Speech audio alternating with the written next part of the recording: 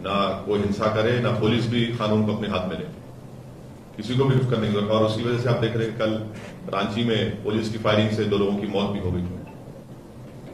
ये सब चीजें हैं और ये नहीं होनी चाहिए। तो फिर यकीनन भाजपा ने उनसे कहा कि बोलो, मैं बोलता हूं कि बोलो।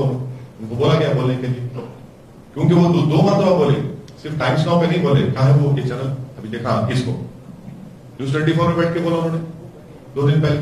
और मैंने शुरुआत में भी ये बात कही कि देश का कानून के तहत नुपुर शर्मा को गिरफ्तार करना चाहिए और देश के कानून के तहत कोर्ट उनको सजा देनी चाहिए। ये पार्टी का ऑफिशियल स्टैंड है, जो इम्तियाज जलील साहब की बात से मुख्तलिफ है। और जो पार्टी का स्टैंड है वो सबको मानना पड़ेगा। नहीं, उनको देखिए हैदराबाद में किसी ने उनकी सर की कीमत लगा दी, हमने पुलिस वहां पे एक्शन ली, वहां पर अरेस्ट किया उसको।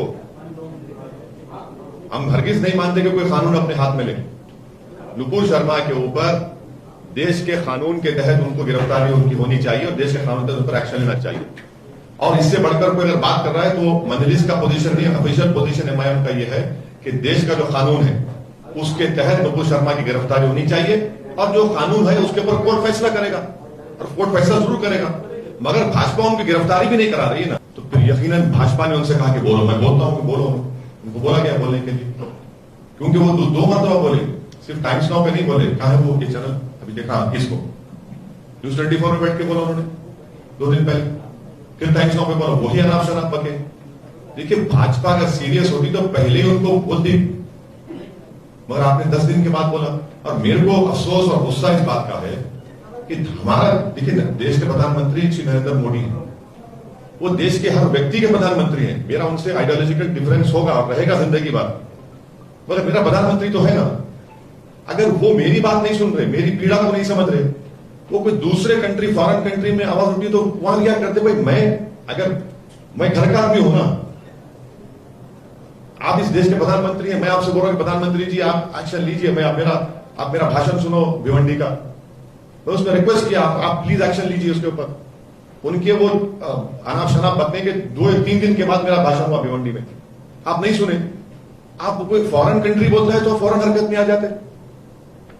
ये गलत है ना। ये कि उनकी माफी का अगर आप लफ्ज देखेंगे, इफ आई हैव, अंग्रेजी का लफ्ज इफ इस्तेमाल हुआ है, तो वो हम तो ये मैं जब उनका वो इंग्लिश न्यूज चैनल पर जब उनका वो अनाप शनाप उन्होंने कहा, उसके दूसरे दिन या तीसरे दिन हमने हैदराबाद में जाकर पूरे जिम्मेदारों को लेकर हमने कंप्लेन दी और एफआईआर दर्ज हुआ। अफसोस की बात यह है कि बीजेपी को और भारत सरकार को, प्रधानमंत्री को 10 दिन लगे। पहले आप एक्शन ले लेते, आप पहले ही कर देते बात को, और वो माफी नहीं चाहिए। कानून का उल्लंघन आप कर देते हैं। अगर आप बोलेंगे ये ऐसा नहीं है ना, तो हम ये बोल रहे हैं कि जब उनके ऊपर एफआईआर दर्ज हो चुका है तो कानून को अपना काम करना चाहिए। देखिए नुपुर शर्मा को अरेस्ट क्यों नहीं किया जा रहा है? देश के कानून के लिहाज से उनको अरेस्ट करना चाहिए, क्लियर कट उनको अरेस्ट करना चाहिए। मेरा क्वेश्चन है कि नमाज के बाद ये घटना हो देश के अंदर बनी, आप क्या कहना चाहते हैं? उचित मैं ये कह रहा हूं कि इतने दिन से उनको अरेस्ट क्यों नहीं किया जा रहा है? क्यों मेरे सवाल जवाब मैं कहने जा रहा हूं ना, बैठा हूं आपके सामने। अरेस्ट क्यों नहीं किया जाता उनको? अरेस्ट करिए उनको, उन पर भी कानूनी कार्रवाई करिए। कौन रोक रहा है आपको? क्यों नहीं करना चाह रहे आप? क्या भाजपा समझ रहे कि सस्पेंशन से मसला हल हो जाएगा? नहीं होगा हल ये। जब आप उनको मानते हैं कि उन्होंने आपके पार्टी की पॉलिसी जो उनका जो सस्पेंशन का लेटर आप पढ़ेंगे, उन्होंने अपने पार्टी के कॉन्स्टिट्यूशन का हवाला दिया। हम भाजपा को पूछ रहे हैं कि भारत का कॉन्स्टिट्यूशन का क्या होगा, फिर उसका क्या होगा? आप एक्शन लीजिए, उनको अरेस्ट करवाइए देश के कानून के लिहाज से।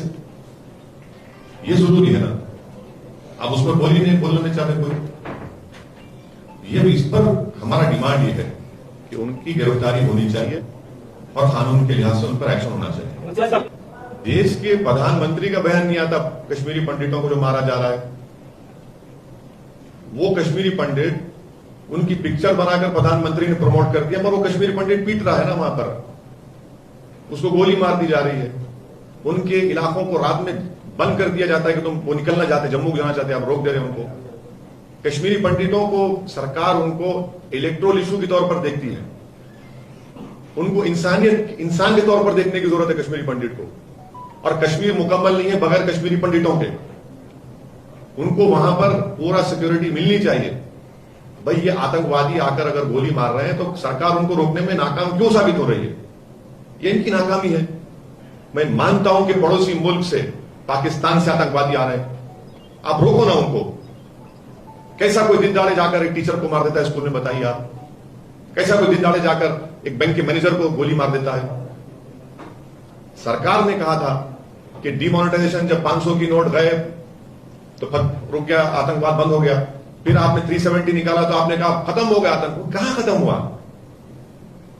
आप देखते नहीं ना, आप सिर्फ स्लोगन, हेडलाइन मैनेजमेंट करते हैं आप लोग, सिर्फ भी भाजपा वाले। हेडलाइन मैनेजमेंट से जमीन पे क्या हो रहा बताइए आप?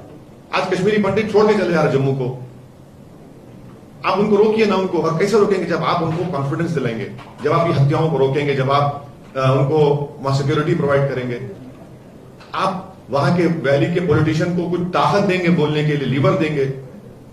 आप कुछ नहीं करते। नहीं, इतने टूरिस्ट आ गए, इतने टूरिस्ट, अरे टूरिस्ट आ गए तो हत्या क्यों हो रही है? आप देखते हर बार भाषण में इतने टूरिस्ट आए, अरे भाई टूरिस्ट आए तो फिर वो हत्या क्यों हो रही है? अब वहां की मस्जिद को क्यों बंद करके रख दिए? वहां के पॉलिटिशियंस को आप बोलने की इजाजत क्यों नहीं देते? और फिर ऊपर से आपने जो डिलिमिटेशन कमीशन में जो विधानसभा की सीटों को तोड़कर बनाया आपने, वो भी एक तकलीफ का बाइस बन रहा है वहां पर।